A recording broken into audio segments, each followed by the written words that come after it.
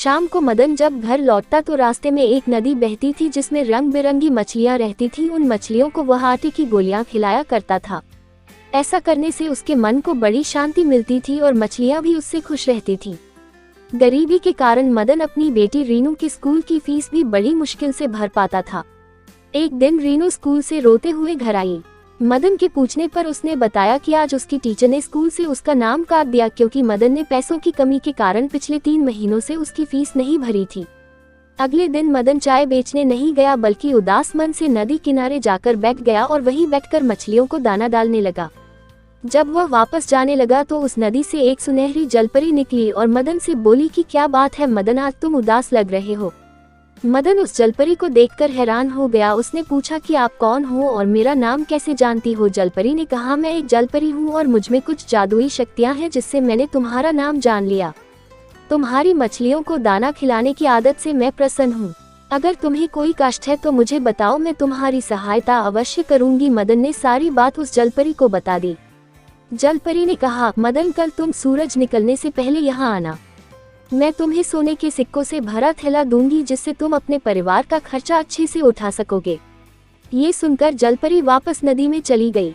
अगले दिन सूरज निकलने से पहले ही मदन नदी पर पहुंचा, तभी वहां जलपरी प्रकट हुई और उसने मदन को सोने के सिक्कों से भरी एक थैली दे दी।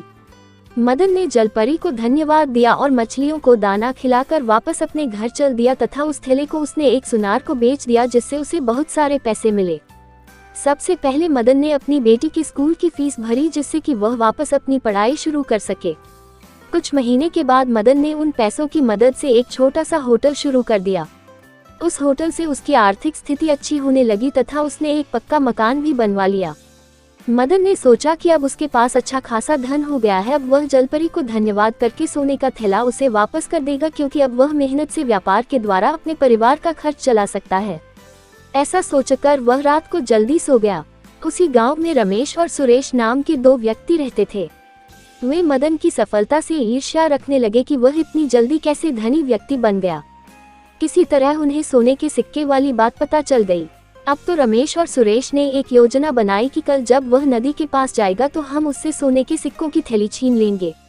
योजना के अनुसार दोनों ने मदन का पीछा किया और नदी के पास ही एक झाड़ी के पीछे छिप गए।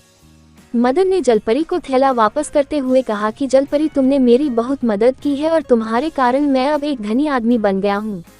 साथ ही मैंने अपना व्यापार भी शुरू कर लिया है, इसलिए मैं ये सोने के सिक्कों की थैली आपको लौटाना चाहता हूँ। जलपरी मदन की ईमानदारी से बड़ी प्रसन्न हुई। अभी वह बात कर ही रहे थे कि रमेश और सुरेश दोनों ने मदन को पकड़ लिया और उसे धमकाने लगे और थैला देने के लिए कहा। ये देखकर जलपरी ने अपनी छड़ी घुमाकर उन दोनों को बेहोश कर दिया। उनके बेहोश होने पर जलपरी ने मदन से कहा कि हमेशा ईमानदारी से अपना व्यापार करना, जिससे व्यापार में तुम्हारी खूब तरक्की होगी। ये सुनकर मदन ने जलपरी से वादा किया कि वह ईमानदारी और पूरी लगन से काम करेगा। उसने जलपरी को धन्यवाद दिया और सिक्कों का थैला सुनहरी जलपरी को वापस कर दिया। फिर उससे विदा लेकर अपने घर वापस लौट गया।